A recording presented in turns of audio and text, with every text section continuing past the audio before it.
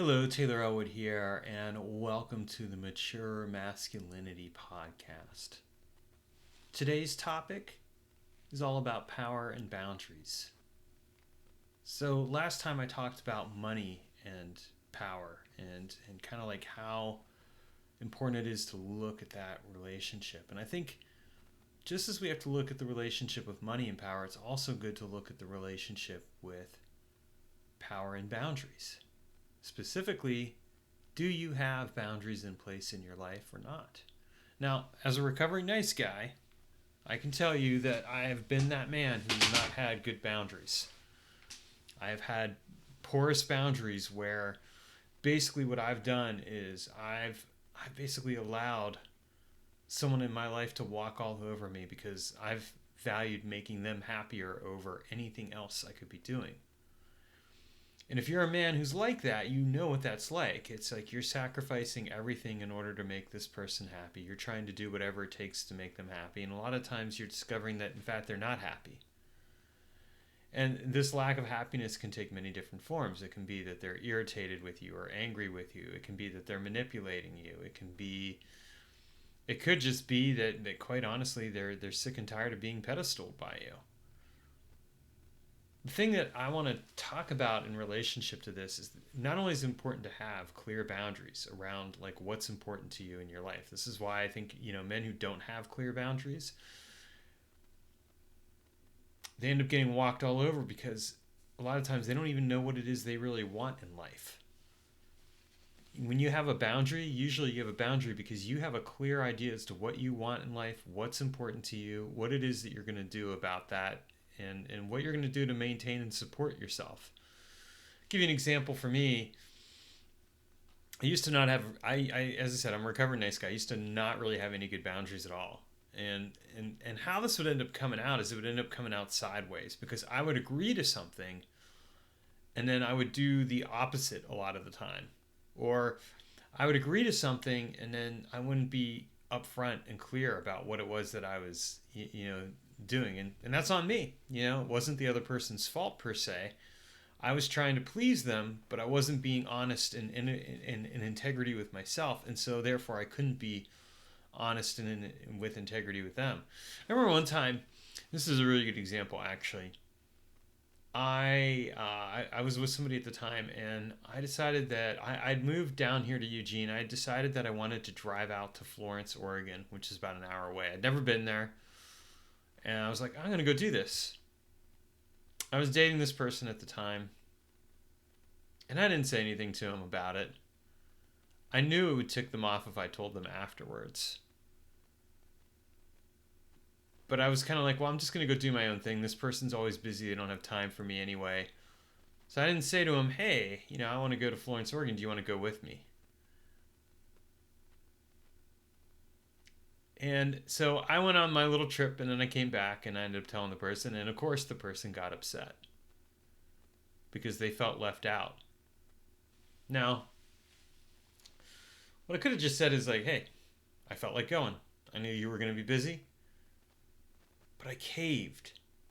I ended up apologizing for it, which was disingenuous on my part because the fact of the matter is I didn't really feel sorry about doing it. It was something I wanted to do. I wanted to get to know the area better. It was something I needed and wanted. That person wasn't available. Sure, I could have said something, but at the end of the day, what would have been even better is if I just said, you know what? You always seem busy. I didn't want to wait for you. Yeah, if you want to make time for something like that next time, well, we can go together. But I'm not gonna always, I'm not gonna wait until you're ready for me. I'm gonna go do stuff that I want to do. I didn't say that to the person. Instead, I caved on my sense of boundaries. I people pleased. I tried to anyway. It wasn't real and authentic. There's another time though, and this was with somebody else where they're upset because I'd been doing, going and doing some men's work and stuff, and had come back from a weekend and everything, and they're like, I don't like the way that you show up when you get back from a men's weekend. I don't think you should do that work anymore. And I said, I'm not giving up that work. That's important to me. I will work on figuring out how I can show up better. Maybe there's some things I can be doing differently, but I'm not giving up that work. And so I set a boundary around the fact that I wasn't going to give up that work. It was important to me. This is part of coming up with good boundaries. We have to know what is important to us. This is part of claiming our power. It's not that we're trying to have power over other people. It's that we're seeking to have power with those people, but we're doing it in a way where we are assertive about what we really want. Now, I want to make it clear that in the case of the first scenario, what I did is I ended up apologizing for choosing to do something I wanted to do. And instead of sticking to my guns and holding and honestly just respecting myself enough to say, you know what, this is something I wanted to do. You always seem busy. You don't have time. I decided to do this for myself. I caved to that person. I apologized. Now, could I have communicated better? Could I have said to her, hey, I'm thinking about going to Florence, Oregon. I'm going to go this day. If you're available, you want to come along. But if not, I'm going to go either way. I could have done that. That would have been good.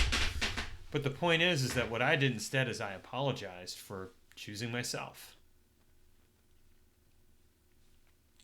Never apologize for choosing yourself. I'm not saying that it means you get to be a dick to somebody or anything like that, because you don't. It means that you're not apologizing for the fact that you're choosing yourself. Because when you're apologizing for choosing yourself, you're already signaling that you don't fundamentally believe in yourself, and so they're not going to believe in you. They're not going to respect you. They're not going to trust you. One of the things that I've found time and again in my own relationships is that when I haven't stood up for what is really important to me and what's valuable to me, the other people in my life aren't going to do that either. They don't care. I have to care about it. I have to be the one who advocates for myself. If I don't advocate for myself, nobody else is going to do that. And I think this is a really important part of exploring what it means to have boundaries and to have a connection with your sense of power. If you're in a situation where somebody is challenging your boundaries, they're also challenging your power, and they don't fundamentally respect you in that way. Now, sometimes you're going to have some challenges or some tests, There was this one a clip from a movie where Julia Roberts was testing a man, and she asked him about the underwear in his closet. And he's like, I have no idea what you're talking about. And she kept pushing him and needling him. And finally, when it was very clear that he hadn't done anything, she said, well, I was just testing you. I'm going to put this underwear back on. And unfortunately, the reality is that sometimes men are, we're going to get tested that way. And I kind of think of it as kind of similar to the passive-aggressive behavior of being a codependent nice guy. Where, like, if I'm a codependent nice guy, I'll say one thing, but then I'll do something else. I'm basically going sideways for something that I want instead of just being like, hey, here's this thing that I want, instead of speaking up for myself. And so it's kind of the same thing where we have to look at that and be like, well, is that really who I want to be? Am I being real and authentic? Am I being the kind of man that I want to be?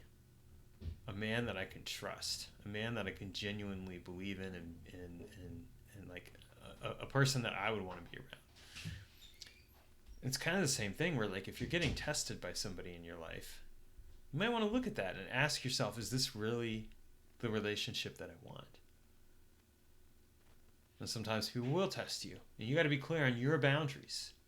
You got to be clear on what you really want, and you've got to know who you are and not get rattled. This is part of what I call dancing with chaos, because you're learning how to dance with the experience that's around you. You don't have control over everything else, but you do have control over one thing, and that's yourself. You have control over how you show up in your life. So if you're like, hey, I don't really like the way this person is treating me, well then guess what? You have control over that. You can choose to show up a certain way. You can choose to advocate for yourself. You can choose to set boundaries. Part of that, though, means that you have to know what you really want. I'll give you another scenario. I had a situation come up where I think the person was well-intentioned, but the way they initially presented the situation, I thought they were asking for advice. And it turned out they weren't asking for advice. They were were quote unquote trying to help me see that I wasn't such a bad person. That, like okay. So initially, when we talked, I shared, they shared a situation. I said, oh well, we're all human, we all make mistakes.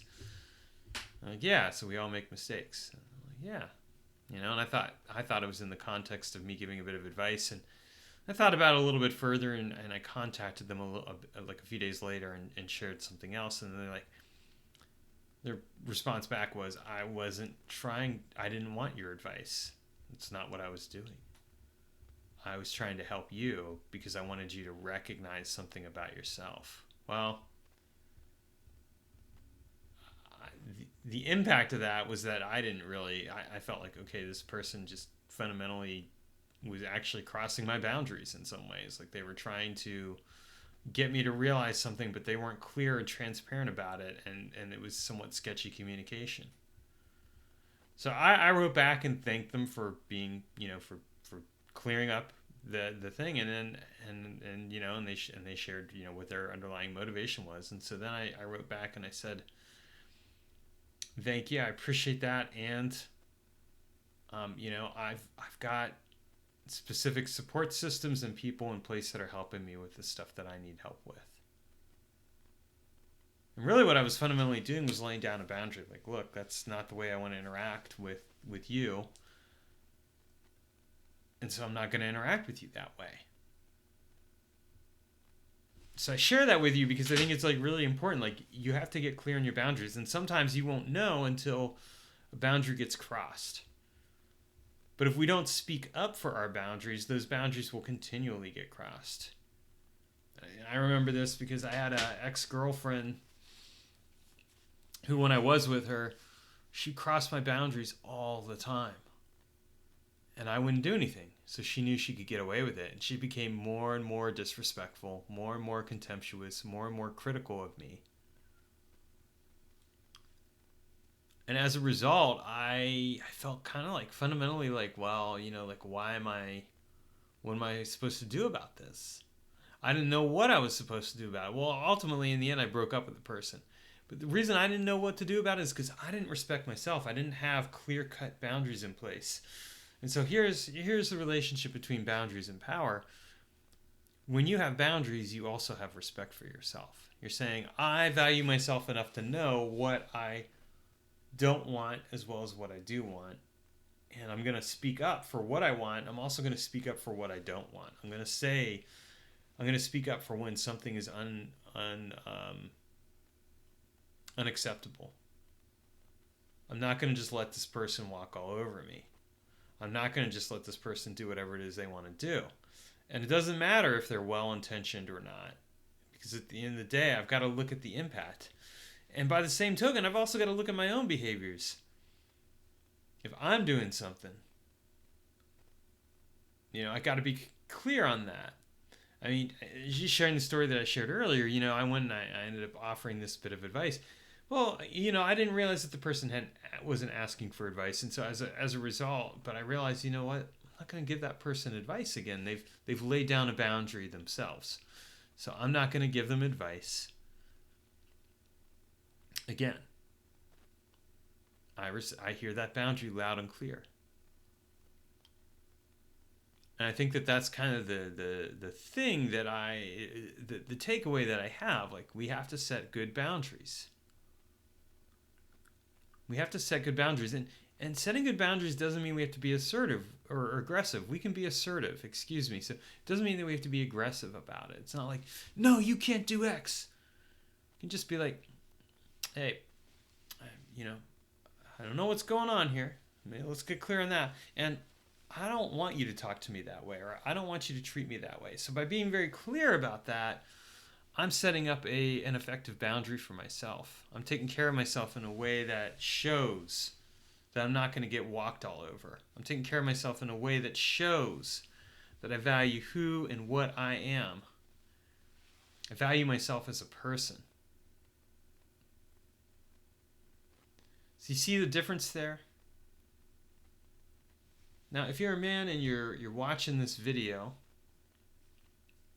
and you don't have good boundaries, first of all, I'd say check out the links below. I have some helpful resources that can help you with this. But secondly, what I would suggest is ask yourself, why don't I have good boundaries? Where is that coming from? And I suspect what you'll find is that a large part of it is that you're trying to get approval from somebody else. You're hoping that that person will like you. And here's the thing: somebody can like you, but they won't respect you. I would rather be respected than liked. And I actually find that a lot of times when I'm respected, that somebody genuinely does like me. Because they're like, oh, okay, this person clearly knows who they are and what they want and what they don't want, and they're not going to just let me walk all over them. And so that's the thing that's the takeaway that I would leave you with. Get clear on your boundaries. So here's a little journaling exercise. Pick one area of your life that you want to have better boundaries around and answer this question. If I had more awareness around my boundaries, I would have this boundary. More awareness. And so it's actually asking you to have more awareness. And so think about like an area of your life where you don't have, where maybe you feel like you're always getting walked all over. Maybe it's money. Maybe it's you going out somewhere or doing something. Maybe it's something else. And first of all, ask yourself who's crossing the boundary. Like, let's use an example. And I'll use an example here. This could be helpful. Let's say you like to go out to the gym, but you don't tell your partner that you're going to the gym. Well, there's a boundary right there. There's a boundary issue there. One, you're not telling them. You're not being upfront with them about it. It's not like you're trying to treat them like they're your mommy, but rather that you're being clear. Like, hey, I'm gonna go to the gym X so many days. I have nothing to hide here. I'm gonna go do this. This is important to me. So write that down. Like, if there's something that you want to do and you're not being upfront about it, you're not being transparent about it, why is that? What's the shadow there? What is it you're trying to quote unquote get away with? Because as an example, I mean, if I didn't tell somebody I was going to the gym, like, what am I really getting away with? Maybe it's not, it has nothing to do with gym, but maybe it has more to do with the fact that, like, I want to have a sense of control over my life, so I'm not going to tell this person. But that's a shadow way of doing it. That's sneaky behavior that you're engaged in. It's not honest and clear. And so we want to have honest and clear communication, so we show up in the best way possible. Does that make sense? So journal about that, and you need help, reach out to me. You can always schedule a session for coaching or anything else along those lines, and I'd love to help you. Thanks, and take care, and have a great day.